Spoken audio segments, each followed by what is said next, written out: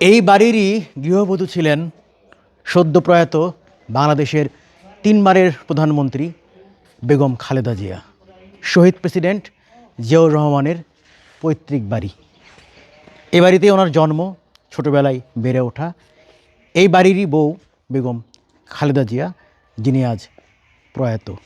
তো এই শোকের দিনে আজকে আমরা এখানে কেন এসেছি? এজন্য এসেছি যে বাড়ি থেকে এত ইতিহাস তৈরি হয়েছে, শহীদ প্রেসিডেন্ট জিয়াউর রহমান তিনি বাংলাদেশের একজন সফল রাষ্ট্রনায়ক ছিলেন, মহান মুক্তিযুদ্ধের সেক্টর কমান্ডার ছিলেন।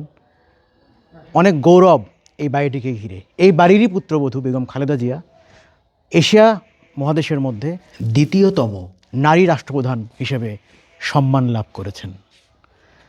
তো এই বাড়ির বর্তমান যে প্রজন্ম, যার কথা না বললেই নয়, জনাব তারেক রহমান। বাবাকে তো হারিয়েছেন সে অনেক আগেই, হারিয়েছেন তার আদরের ছোট ভাই আরাফাত রহমান কোকোকে, এবং এখন হারালেন তার মা বেগম খালেদা জিয়াকে, যাকে সবাই আপসহীন নেত্রী বলেই চেনেন, শ্রদ্ধা করেন, সম্মান করেন।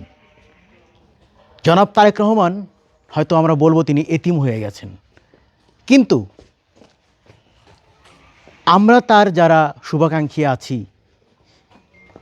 বাংলাদেশের বিশেষ করে বগুড়ার মানুষ যারা আমরা আছি, তারা কি আমরা এই কথা বলতে দিতে পারি বা বলতে পারি জনাব তারেক রহমানকে এতিম বলতে পারি?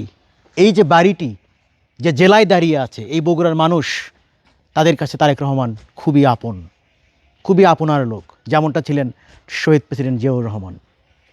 শুধুমাত্র রাজনীতির মাঠে নয়, এদেশের এই জেলার সন্তান হিসেবে জিয়াউর রহমান, তারেক রহমান, এমনকি এই বাড়ির পুত্রবধূ বেগম খালেদা জিয়া বগুড়াবাসীর কাছে অনেক মায়া, ভালোবাসা, শ্রদ্ধা এবং আবেগের প্রতীক। আজ এই শোকাবহ দিনে বেগম খালেদা জিয়ার প্রতি আমরা দোয়া করছি আল্লাহর কাছে, আল্লাহ যেন তাকে তার মাগফিরাত প্রদান করেন, এবং তার যে নীতি, আদর্শ, স্বপ্ন এবং একই সঙ্গে শহীদ প্রেসিডেন্ট জিয়াউর রহমানের যে দেশপ্রেমের বলিয়ান মনোভাব, সব কিছুই প্রতিফলিত হোক তার রেখে যাওয়া পরবর্তী প্রজন্মর প্রতিটি পদক্ষেপে। আজকের এই শোকাবহ দিনে এটাই হবে আমাদের প্রত্যাশা।